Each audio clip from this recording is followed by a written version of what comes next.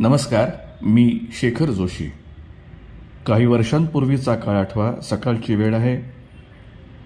आकाशवाणीवरती अर्थातच रेडिओवरती मंगल प्रभात कार्यक्रम सुरू आहे.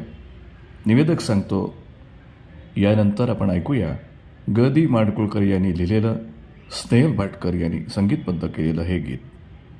गाणं सुरू होतं आणि आपण त्या गाण्यात अक्षरशः तल्लीन होतो. तो सात्विक, निर्मळ आणि गोड आवाज आपल्या मनाला भावतो. त्या गाण्यातले शब्द दृश्य स्वरूपात आपल्या समोर अक्षरशः उभे राहतात. तो आवाज असतो सुमन कल्याणपूर यांचा.